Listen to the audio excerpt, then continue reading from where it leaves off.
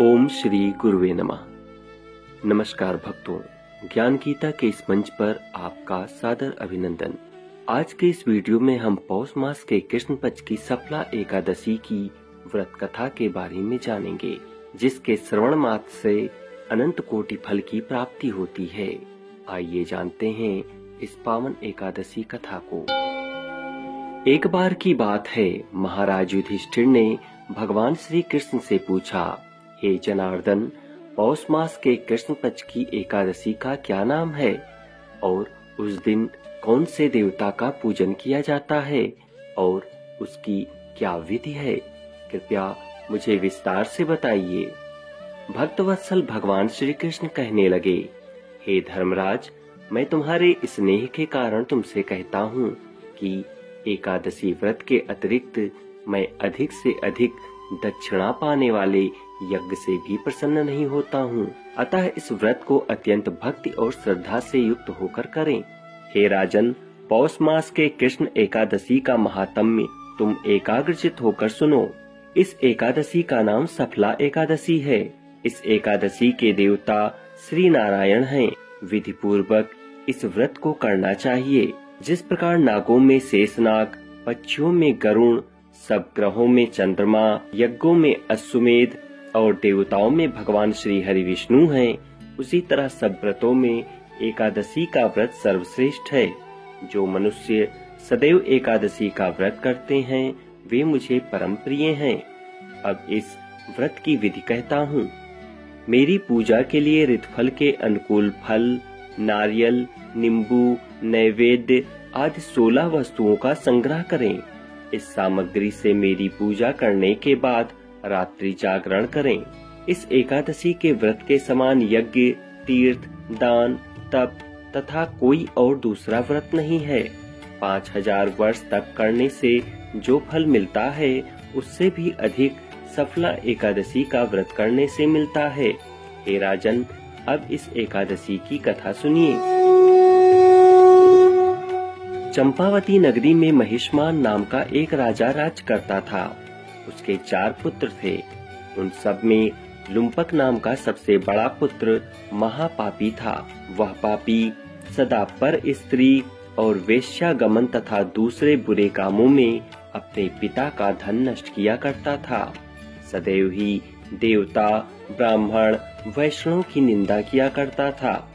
जब राजा को अपने बड़े पुत्र के ऐसे कुकर्म का पता चला तो उन्होंने उसे अपने राज्य से निकाल दिया।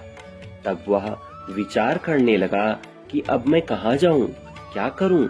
ऐसा विचार करते हुए अंत में उसने चोरी करने का निश्चय किया। दिन में वह वन में रहता और रात्रि में अपने पिता की नगरी में चोरी करता तथा प्रजा को तंग करने और उन्हें मारने का कुकर्म करता। कुछ समय पश्चात उसके इस कुकृत्य से सारी नगरी भयभीत हो गई। वह वन में रहकर पशु आदि को मारकर खाने लगा। उस राज्य के नागरिक या राज्य के कर्मचारी अगर उसे पकड़ भी लेते तो राजा का पुत्र होने के कारण राजा के भय से फिर उसे छोड़ देते। जिस वन में उसने अपना सराय बना रखा था उस वन पर श्री हरि की विशेष कृपा थी, क्योंकि यह वन देवताओं की क्रीड़ा स्थली थी। उस वन में एक अति प्राचीन विशाल पीपल का वृक्ष था। लोग उसकी भगवान के समान पूजा करते थे। उसी वृक्ष के नीचे वह महापापी लुम्पक रहा करता था। एक समय की बात है, पौष कृष्ण पक्ष की 10वीं के दिन वह कपड़ों के अभाव में वस्त्रहीन होने के कारण शीत के चलते सारी रात सो नहीं सका, जिससे उसके हाथ पैर अकड़ गए। सूर्योदय होते होते वह मूर्छित हो गया। दूसरे दिन एकादशी को मध्याह्न के समय सूर्य की गर्मी पाकर उसकी मूर्छा दूर हुई। तब फिर वह गिरता पड़ता भोजन की तलाश में निकला। अस्वस्थ होने और भोजन न मिलने से पशुओं को मारने में वह समर्थ नहीं था। अतः पेड़ों के नीचे गिरे हुए फल उठाकर वापस उसी पीपल के वृक्ष के नीचे आ गया। उस समय तक भगवान सूर्य अस्त हो चुके थे। वृक्ष के नीचे फल रखकर कहने लगा, हे भगवान, अब आपको ही अर्पण है ये फल, अब आप ही तृप्त होइए। पूरे दिन के उपवास, पीड़ा और दुख के कारण उसे रात्रि में नींद भी नहीं आई।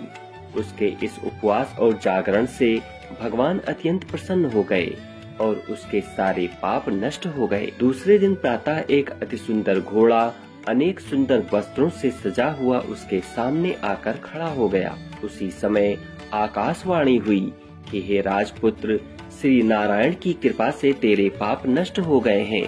अब तू अपने पिता के पास जाकर राज्य प्राप्त कर।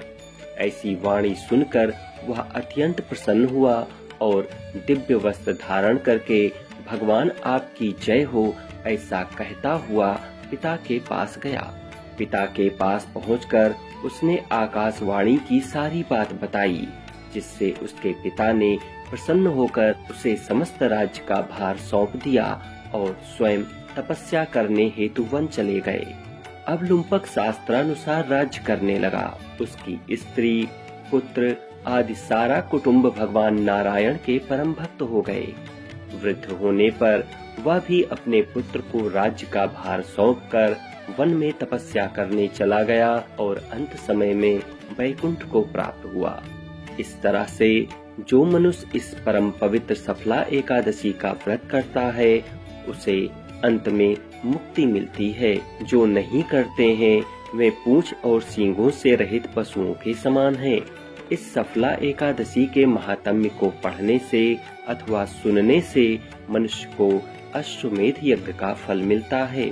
तो बोलो सफला एकादशी की जय, श्री हरि विष्णु की जय। तो यह थी पौष मास के कृष्ण पक्ष की सफला एकादशी की व्रत कथा। वीडियो अच्छी लगी हो तो इसे लाइक करें और शेयर करना ना भूलें। साथ ही चैनल पर नए हैं तो इसे सब्सक्राइब जरूर कर लें। फिर मिलेंगे एक नई वीडियो में एक नई कहानी के साथ। तब तक मैं विवेक कुमार श्रीवास्तव आपसे विदा चाहूँगा। धन्यवाद।